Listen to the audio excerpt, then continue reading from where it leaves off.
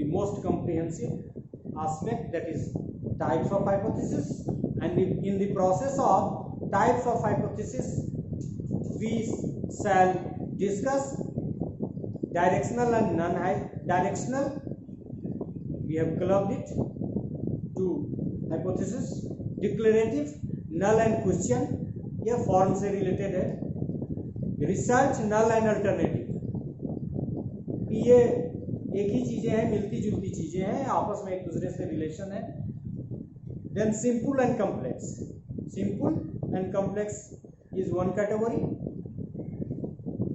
One category in the sense कि they are opposite to each other. Empirical और workable, उसको empirical भी बोलते हैं, वर्केबल भी बोलते हैं, और बाद में उसी को हम लोग अल्टरनेटिव भी कह देंगे. स्टैटिस्टिकल, हालांकि ये सब नल हाइपोथेसिस को भी स्टैटिस्टिकल कहते हैं, लेकिन अलग अलग कैटेगरी है, बहुत जगह पूछता है, इसलिए हमने इसको अलग डाल दिया है. सबको फिर बाद में हम लोग एक इंटीग्रेट करेंगे. And logical, these are few hypothesis जिसमें हमने बात की directional and non directional, declarative, null and question, research, null and alternative, simple and complex, empirical और workable, statistical and logical. Let us discuss directional. As its name is indicating, some form of direction is there, obviously, or direction about the relationship. Let us see a research hypothesis which specifies the direction of expected difference or relationship is directional hypothesis. मतलब जब हम दो variable के relationship या difference को state करते हैं, तो यदि उनके रिलेशनशिप और डिफरेंस का डायरेक्शन डिसाइड है, इसका मतलब वो कौन सा हाइपोथेसिस है? That is a directional hypothesis. आपके सिलेबस में भी है, एमएड के सिलेबस में भी है. हमको लगता है कि वो पीएचडी के कोर्स वर्क के सिलेबस में, नेट वगैरह में भी ये प्रमुखता से पूछता है. नॉन डायरेक्शनल, इसका अपोजिट है, नाम से ही लग रहा है. A research hypothesis which does not specify the direction of expected difference or relationship is a non-directional hypothesis. हमने शुरू में कहा कि ये hypothesis has to state the relationship between different chosen variables, either in the form of relationship or in the form of difference. तो hypothesis को तो relationship या डिफरेंस को स्टेट करना ही करना है. यदि नहीं करता है तो ये हाइपोथेसिस ही नहीं है. लेकिन जब इनके डिफरेंस और रिलेशनशिप के डायरेक्शन दिया हुआ है तो वो डायरेक्शनल है, और यदि डायरेक्शन नहीं दिया हुआ है तो वो नॉन डायरेक्शनल है. यही समझना है. मतलब the direction and the non direction we shall understand in terms of the defined relationship or difference between the variables. Example देख लीजिए कैसे.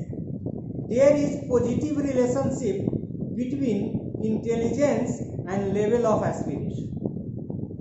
हालांकि यहाँ रिलेशनशिप में हमने कहा ना कि रिलेशनशिप में चूंकि डिपेंडेंट इंडिपेंडेंट का कंसेप्ट नहीं है, दोनों हाइपोथेसिस एक जैसा है, तो इसमें डायरेक्शनल ये डिफरेंस की तुलना में डिफरेंट हो. लेकिन यहाँ एक चीज कह रहा है कि पॉजिटिव रिलेशनशिप. यदि हम सिर्फ लिख देते there is relationship between intelligence and level of aspiration, तो इसको हम कहते हैं कि ये नॉन डायरेक्शनल. लेकिन ये चूंकि कहा हुआ है there is positive relationship between intelligence and level of aspiration, so it's directional. दूसरा एग्जाम्पल देखिए डायरेक्शनल का. मतलब एक हमने इससे लिया है, दूसरी तरह से आप सोचें. Teachers with high level of anxiety perform poorly in comparison to the teachers with low level of anxiety. मतलब ये भी clearly stated है. The direction of the relationship, the direction of the difference is clearly stated. कैसे? The teachers with high level of anxiety. मतलब दो group कौन कौन है? एक हाई लेवल ऑफ एंजाइटी वाला और दूसरा है लो लेवल ऑफ एंजाइटी वाला. और हाइपोथेसिस में हम कह क्या रहे हैं कि जब दोनों की हम तुलना करते हैं तो परफॉर्म पुअरली, कौन परफॉर्म करता है पुअरली? जिनका एंजाइटी लेवल ज़्यादा है, मतलब जिनका एंजाइटी लेवल कम है वो हाई एंजाइटी वाले व्यक्ति से, यहाँ टीचर्स है, टीचर से परफॉर्म करता है। मतलब यहाँ दिया हुआ है कि कौन बेटर परफॉर्म करता है। जब आपने दे दिया कि कौन बेटर है, चाहे वो दो ग्रुप के बीच में हो, इसका मतलब है कि जब आपने स्टेट कर दिया कि ये ग्रुप सुपीरियर है, ये ग्रुप ज़्यादा है, तो आपने डिफरेंस के डायरेक्शन को डिसाइड कर दिया। इसका मतलब क्या हुआ? ये हाइपोथेसिस कैसा है? ये directional hypothesis. Let us see an example.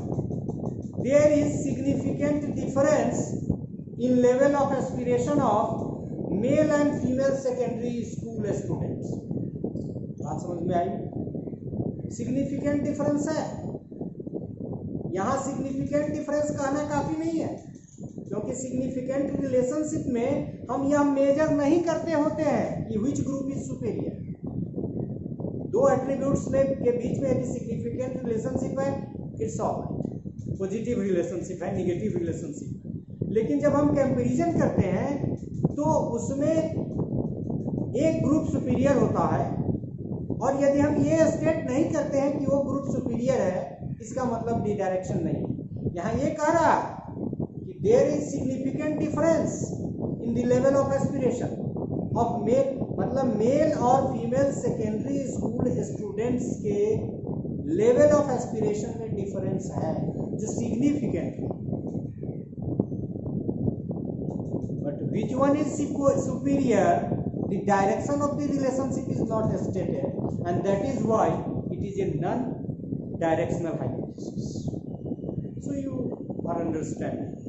मतलब हम रिलेशनशिप में और डिफरेंस में, क्योंकि जब भी हम टी टेस्ट वगैरह का इस्तेमाल करते हैं, आगे स्टैटिस्टिकल ट्रीटमेंट में हम लोग बात करेंगे, तो जब सिग्निफिकेंट डिफरेंस आता है तो मीन के आधार पे हम ये डिसाइड करते हैं कि which group is superior.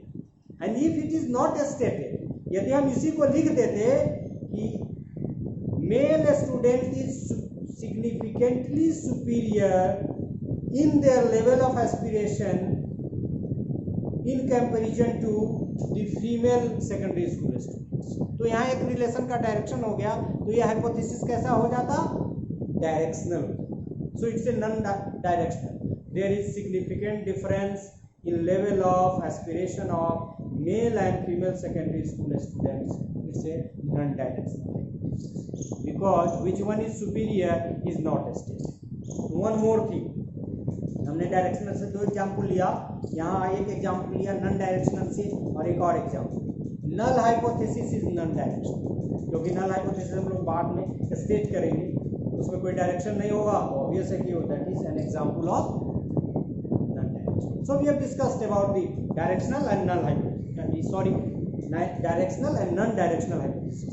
It is very much part of your every type of curriculum. So it's important.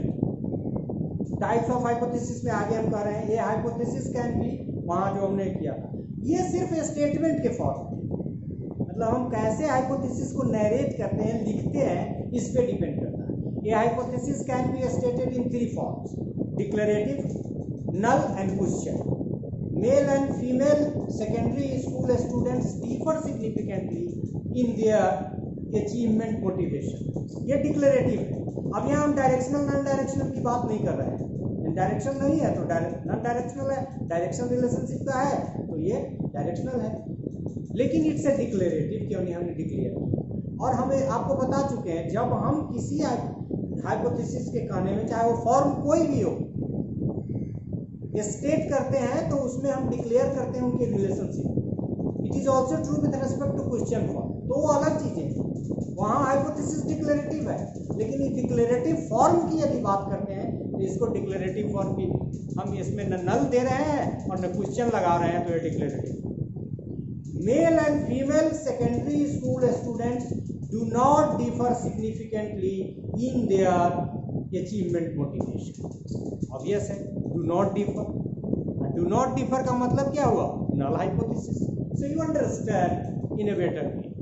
अब ये क्वेश्चन फॉर्म में हम पूछ रहे हैं, डू सेम, मतलब यदि हम चाहें तो इस तीनों में से कोई एक हाइपोथेसिस ले सकते हैं। तीनों एक ही ढंग की बात कर रहा है, लेकिन एक डिक्लेरेटिव फॉर्म में, एक नल फॉर्म में, और जो लास्ट हम पढ़ने जा रहे हैं वो question form. Do male and female secondary school students differ in their achievement motivation. यहाँ हमने क्वेश्चन पूछ दिया, इसीलिए हाइपोथेसिस का नल फॉर्म होता है, क्वेश्चन फॉर्म होता है, या क्लियर कट हम स्टेट कर दिए तो उसको declarative. But in one sense all these three forms are declarative in nature because in the hypothesis itself the relationship among or generally between of the chosen variables are clearly stated. So three forms of hypothesis, that is declarative, null and question, you have understood. Now there is a code. थोड़ा सा, जब भी हम null hypothesis, research hypothesis और alternative hypothesis ध्यान में रखिए, ध्यान से सुनिए, null hypothesis, research hypothesis and alternative hypothesis, ये तीनों का कंसेप्ट एक दूसरे से जुड़ा हुआ है, मिला हुआ, मतलब वन डिपेंड अनदर। और इसी में सीजल को हम कोट करते हैं।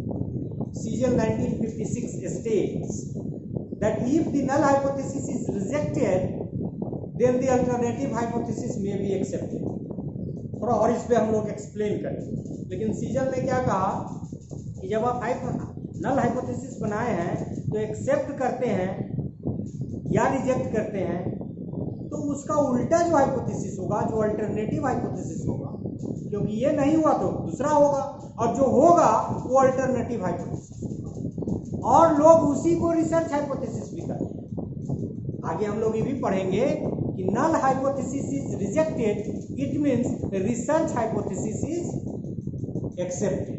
It means once the null hypothesis is rejected, there is the need of an alternative hypothesis, and that alternative hypothesis due to the rejection of the null hypothesis is accepted, and so we can conclude that the research hypothesis is accepted. So no need to confuse, these three hypotheses are related to each other. Null, alternative and research hypothesis are connected with each other. अभी हमने कहा दिया, null hypothesis is a type of hypothesis that does not indicate difference of relationship between variables. Not only difference, rather it does not relationship, rather it does not tell about any difference or relationship. It expresses no relationship between variables. Rather, it negates association between variables. अभी हमने example भी दिया था, उसमें भी आपने देखा कि हमने कोई डायरेक्शन देते ही नहीं, कुछ नहीं, और इसीलिए हमने कहा कि नल हाइपोथेसिस हमेशा एक non directional hypothesis. It is being considered as a neutral type of hypothesis, और चूंकि हम इसको डिक्लेरेटिव फॉर्म में नहीं लिखते हैं, एक रिलेशनशिप को क्लियरली स्टेट नहीं करते हैं, इसलिए इसको न्यूट्रल हाइपोथेसिस भी हम लोग कहते हैं। दूसरा, ध्यान से सुनिएगा जरा, the research hypothesis is the prediction derived from the theory under test। मतलब बेसिस रिसर्च हाइपोथेसिस का क्या हो गया, prediction derived from the theory under test। हम क्या टेस्ट करने वाले, मतलब अल्टीमेटली नल हाइपोथेसिस यदि हम बनाते भी हैं तो रिसर्च हाइपोथेसिस से ही अपने आप जुड़ जाता है, क्योंकि हमको टेस्ट क्या करना है, थ्योरी अंडर टेस्ट। और तीसरा जो सिमिलर मतलब मिलता जुलता कंसेप्ट है, related concept, you can say not मिलता जुलता, related concept, the alternative hypothesis is an operational statement of research hypothesis. बहुत लोगों का कहना है कि जब नल हाइपोथेसिस रिजेक्ट हो गया या एक्सेप्ट हो गया तो आगे क्या, मतलब जब वो रिजेक्ट हो गया तो एक्सेप्ट क्या हुआ, तो एक्सेप्ट हुआ, इसके लिए हमको एक दूसरा फॉर्म हाइपोथेसिस का बनाना पड़ेगा जिसको हम अल्टरनेटिव कहते हैं, और वही अल्टरनेटिव जब एक्सेप्ट हो जाएगा, नल हाइपोथेसिस रिजेक्ट हुआ उसके अपोजिट में, तो कहा जाएगा कि रिसर्च हाइपोथेसिस इज एक्सेप्टेड। और इसीलिए कहा जाता है कि null hypothesis is rejected, research hypothesis is accepted. So null hypothesis के बारे में और थोड़ी सी बात कर लें. Null hypothesis is a statistical hypothesis. ये स्टैटिस्टिक लगा के हम लोग टेस्ट करते हैं. वैसे अलग से फिर हम थोड़ा सा हमने देखा भी होगा आप लोगों ने कि शुरू में हमने रखा भी है स्टैटिस्टिकल हाइपोथेसिस को अलग से, वहाँ भी इसकी बात. Null hypothesis is a statistical hypothesis, यहाँ रीजन भी दिया है, which is tested within the framework of the probability theory. Equal chance probability का कंसेप्ट यहाँ काम होता है. और जब हम लोग सैम्पलिंग टेक्निक के बारे में बात करेंगे तो प्रोबेबिलिटी और नॉन प्रोबेबिलिटी सैम्पलिंग की बात करेंगे तो वहाँ भी होगा कि हाइपोथेसिस टेस्टिंग में यदि हम आगे बढ़ना चाहते हैं, यदि खास तरह का सैम्पलिंग टेक्निक लेना चाहते हैं तो प्रोबेबिलिटी सैम्पलिंग होना चाहिए उसका, वो नॉन प्रोबेबिलिटी सैम्पलिंग नहीं. तो कह रहा है कि null hypothesis is a statistical hypothesis which is tested within the framework of the probability. आगे दूसरी बात, बाय रिजेक्टिंग और accepting null hypothesis one arrives at the conclusions about the research hypothesis. इसलिए हमने कहा कि तीनों इंटर रिलेटेड. जैसे ही नल हाइपोथेसिस रिजेक्ट या एक्सेप्ट होगा, there is a need of alternative hypothesis. Null hypothesis accept हो गया, अल्टरनेटिव हाइपोथेसिस बनाने के बाद वो ऑब्वियस है कि वो नल रिजेक्ट हुआ तो ये एक्सेप्ट होगा, और जब एक्सेप्ट होगा तो लोग ये भी कहते हैं कि null hypothesis is accepted, research hypothesis is rejected, and the reverse is also true. If working hypothesis, यहाँ working hypothesis का नाम है और इसका भी नाम हम फिर वहीं ले जाएंगे, alternative hypothesis की तरफ ले जाएंगे. If working hypothesis is proved wrong or rejected, to replace working hypothesis, another hypothesis is formulated to be tested to yield the desired result, and this is known as alternative hypothesis. चाहे वो workable hypothesis accept या reject हो तो दूसरा हमको form का hypothesis चाहिए हो, या नल हाइपोथेसिस रिजेक्ट या एक्सेप्ट हो तो दूसरे फॉर्म का हाइपोथेसिस चाहिए. दोनों को हम लोग अल्टरनेटिव हाइपोथेसिस करते हैं. So there is a relationship between workable hypothesis and the alternative hypothesis side. Now let us see the simple hypothesis. There are two types of hypothesis, simple and complex. लेकिन इतना ध्यान रखिएगा, हमने शुरू में भी कैरेक्टरिस्टिक्स में हाइपोथेसिस में कहा कि one relation at a time. तो जो one relation at a time करेगा वो सिंपल हाइपोथेसिस है. इसलिए जब भी हम हाइपोथेसिस स्टेट करते हैं तो सिंपल ही फॉर्म में स्टेट करते हैं. लेकिन अब आप समझ लीजिए कि हाइपोथेटिकली ही सही इसका मतलब क्या है. A simple hypothesis is A hypothesis which reflects A relationship between two variables independent and dependent. Clearly मतलब स्टेट करता है, और ये सही फॉर्म है. ये हाइपोथेसिस गुड हाइपोथेसिस के कैरेक्टरिस्टिक्स के अनुसार ही हम जब भी हाइपोथेसिस फ्रेम करते हैं हमको सिंपल हाइपोथेसिस ही फ्रेम करना चाहिए. A complex hypothesis is a hypothesis which reflects relationship among more than two variables. हमने कहा कि हाइपोथेसिस में हमको टेस्ट करना है, एक बार में एक ही रिलेशनशिप स्टेट करें. इसका मतलब है कि कॉम्प्लेक्स हाइपोथेसिस का जो एजम्पशन कहिए आप या फिर कंसेप्ट है वो हमारे लिए उतना मीनिंगफुल नहीं है जितना सिंपल हाइपोथेसिस का है. अब एग्जाम्पल हमने लिया है, जरा ध्यान से. Rural and urban teachers differ significantly in their job satisfaction. Clear है, मतलब अर्बन है, रूरल है, अर्बन रूरल या लोकेलिटी का है तो एक वेरिएबल है जो इफेक्ट करेगा, और दूसरा है कि जॉब सेटिस्फैक्शन. मतलब हमारी ये स्टडी ये कहता है कि जॉब सेटिस्फैक्शन लोकेलिटी पे निर्भर है या नहीं, या हम अल्टीमेटली पूछ रहे हैं कि रूरल टीचर्स अर्बन टीचर से ज़्यादा जॉब सेटिस्फाइड है या रिवर्स ट्रू है. लेकिन हमारा जो हाइपोथेसिस है ये एक इंडिपेंडेंट वेरिएबल और एक डिपेंडेंट वेरिएबल है. लोकेलिटी इंडिपेंडेंट वेरिएबल और job satisfaction dependent variable. So it's an example of simple hypothesis. Now let us move towards low anxiety and high intelligence significantly improve creativity. मतलब लो anxiety का कोई आदमी है, या हमने टारगेट ग्रुप नहीं दिया है क्योंकि ये हमको बहुत मीनिंगफुल बनाना नहीं था आपको समझाने के लिए, इसलिए हमने सेकेंडरी स्टूडेंट या टीचर्स कुछ दिया। लो एंजाइटी, सपोज किसी का secondary student, low anxiety and high intelligent significantly improve creativity. मतलब क्रिएटिविटी पर प्रभाव किसका किसका? लो एंजाइटी का। मतलब लो एंजाइटी हो और हाई इंटेलिजेंट हो व्यक्ति का तो ज्यादा क्रिएटिव होगा। इससे hypothesis, here there is only one dependent variable that is creativity, but there are two independent variables. और इंडिपेंडेंट वेरिएबल्स कौन कौन है? Anxiety and intelligence. एक और दूसरा एग्जांपल देखिए, ये इसलिए बनाया कि थोड़ा सा आपको आइडिया हो जाए, आप कंफ्यूज नहीं करें। High intelligence and low anxiety significantly increase academic achievement and level of aspiration।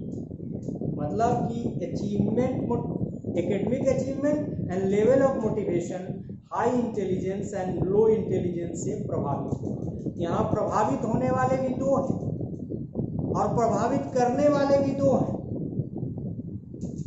इसका मतलब high intelligence and low anxiety, ये दो, या एंजाइटी यू कैन से, दो इंडिपेंडेंट वेरिएबल है और level of aspiration and academic achievement दो डिपेंडेंट वेरिएबल है। अब मान लो कि इसका हम टेस्टिंग करेंगे तो कैसे टेस्ट करेंगे? It will be a complex process.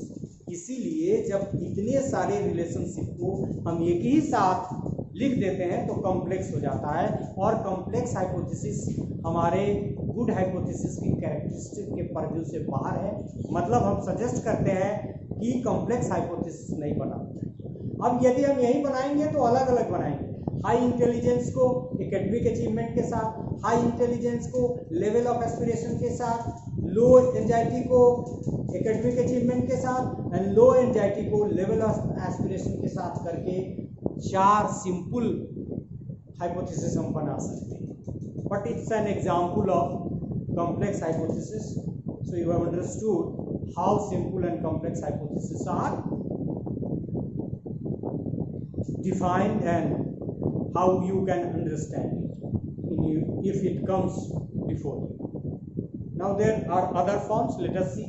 A hypothesis which is accepted to put to test and work on in a research is called a working or empirical hypothesis।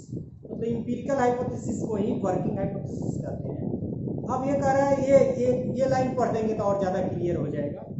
It can be any hypothesis that is processed for work during the research। मतलब वह hypothesis working hypothesis और empirical hypothesis है जिसपे हम work करते हैं, चाहे वो किसी form. A hypothesis that can be verified statistically is called a statistical hypothesis। तो स्टैटिस्टिक्स का यूज जिसमें हो रहा है, स्टैटिस्टिक्स के आधार पे हम हाइपोथेसिस को टेस्ट करते हैं। और अभी हमने कुछ देर पहले कहा भी था नल हाइपोथेसिस को स्टैटिस्टिकल हाइपोथेसिस भी कहा जाता है। अब एक लॉजिकल, हालांकि लॉजिक तो वहाँ हम लोगों ने देखा भी था कि सोर्सेज ऑफ एंजाइटी में हम लोगों ने देखा था, एनालॉजी एक आया था, उसी तरफ हमको लगता है इशारा करता है। But let us see, a logical hypothesis is a proposed explanation possessing limited evidences. मतलब जो भी आप तार्किक क्षमता के आधार पर अंडरस्टैंड करते हैं, और हमने कहा कि तार्किक क्षमता, power to reason is one of the source of hypothesis. तो यदि लॉजिकल हाइपोथेसिस की हम बात करें तो कहता है logical hypothesis is turn into an empirical hypothesis. मतलब लॉजिकल हाइपोथेसिस पे हम काम नहीं कर सकते हैं। यदि हम लॉजिकल हाइपोथेसिस को आगे बढ़ा के उसको वर्केबल हाइपोथेसिस का रूप दे दे, only then so there is a concept of logical hypothesis, that is why I have categorised it separately. So this is all about the types of hypothesis. Now we are moving towards the last part of our research work for today, rather the hypothesis work you can say. hypothesis testing, how hypothesis is being tested. Now we have come to know what is hypothesis, types of hypothesis, sources of hypothesis, need and importance of hypothesis. Now why, how to test hypothesis. Generally जब भी हम hypothesis बनाते हैं तो subject to test होता है, क्योंकि hypothesis is not the conclusion. Hypothesis से कंक्लूजन और थ्योरी निकलेगा, हमने शुरू में बात की, लेकिन इसके लिए करना क्या होगा, इसके लिए इसको टेस्ट करना होगा. So let us see. Hypothesis testing is an important step of research process as it not gives result only, rather it yields findings and conclusions of the study undertaken. अब हम जब हाइपोथेसिस टेस्टिंग करते हैं statistics के through, तो केवल हमको result नहीं मिलता है, उसी रिजल्ट के इंटरप्रिटेशन और एनालिसिस से हमको फाइंडिंग्स एंड कंक्लूजन्स मिलता है.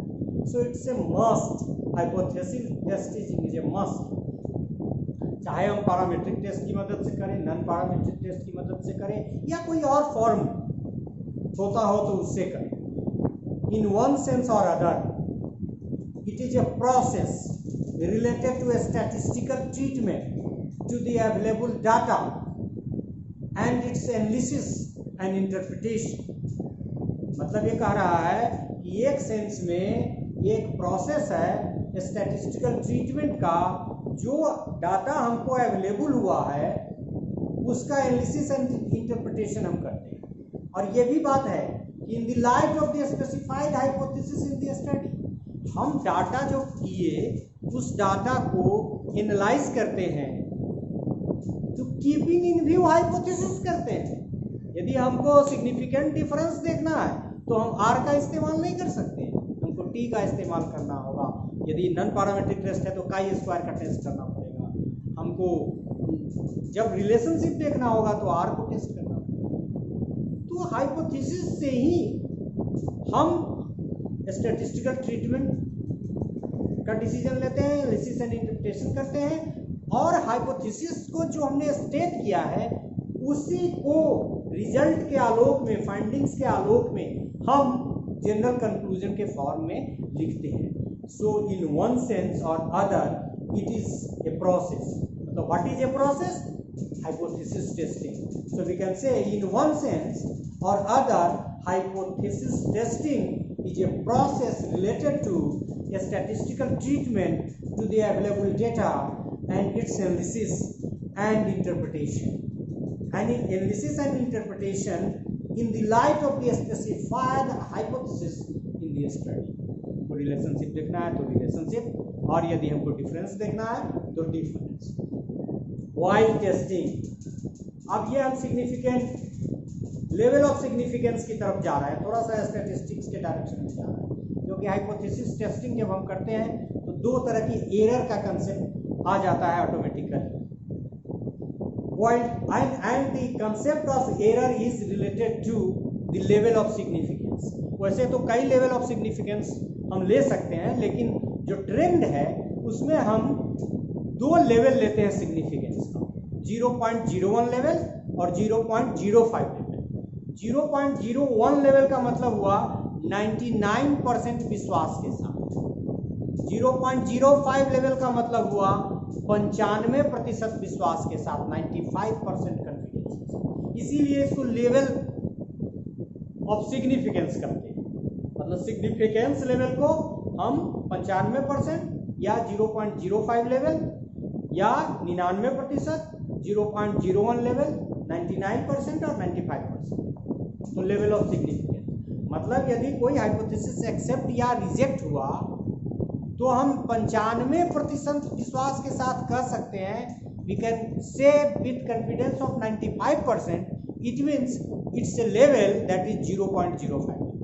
If it is of 99% confidence, it means it is 0.01 level. तो ये समझ लीजिए, तो समझने में मदद मिलेगी.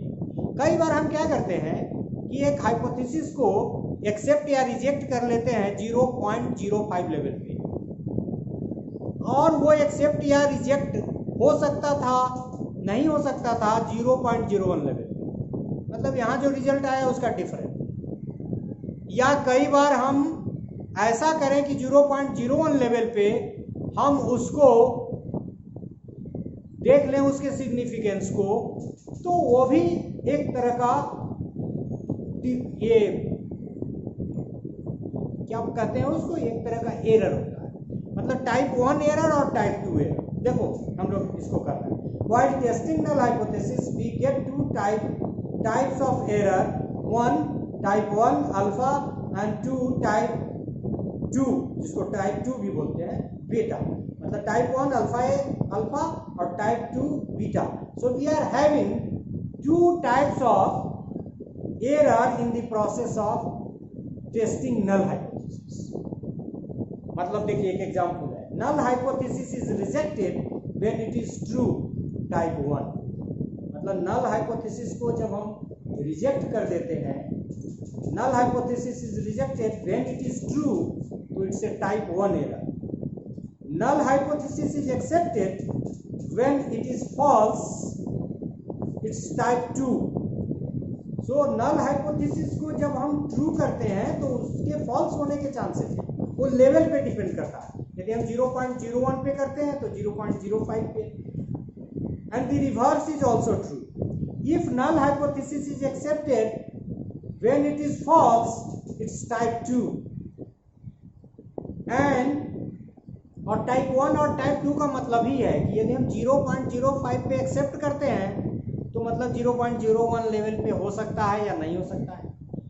दूसरी तरफ यदि हम 0.05 लेवल पे कर रहे हैं तो एक्सेप्ट हो सकता है या नहीं हो सकता है। तो इसी तरह के दो हाइपोथेसिस, ये लेवल ऑफ सिग्निफिकेंस और हाइपोथेसिस टेस्टिंग के लेवल ऑफ सिग्निफिकेंस के निर्धारण पे डिपेंड करता है। मतलब हम 0.05 लेवल पे कर दें तो भी कुछ एरर हो जाएगा, और 0.01 पे करें 0.05 से बढ़ा के तो भी कुछ एरर होगा। मतलब कि जब नल हाइपोथेसिस रिजेक्ट हो जाता है तब जबकि उसके ट्रू होने के चांसेस है तो उसको टाइप 1 एरर कहते हैं, और जब नल हाइपोथेसिस एक्सेप्ट हो जाता है और उसके फॉल्स होने के चांसेस होते हैं तो वो टाइप 2 एरर होता है। और इसमें एक इंटर रिलेशनशिप भी है कि when efforts are made to minimize one error, then chances of other error increases। मतलब ये एक इंटर रिलेशनशिप भी है कि यदि हम एक एरर को कंट्रोल करने का या मिनिमाइज करने का प्रयास करते हैं तो दूसरा अपने आप उससे प्रभावित हो जाता है। So when one errors are made to minimize another error, मतलब when errors are made to minimize one error, then chances of other errors increases। इसका मतलब क्या हुआ कि जब हम टाइप 1 को मिनिमाइज करने की कोशिश करते हैं तो टाइप 2 बढ़ जाएगा, और टाइप 2 को मैनेज करने की कोशिश करेंगे तो टाइप 1 बढ़ जाएगा। So this is all about the today's lecture and the research hypothesis. So we discussed about hypothesis, its meaning, nature, etcetera etcetera, its characteristics, need and importance, its different types, and ultimately the hypothesis testing. So this is all about today's lecture. Thank you very much.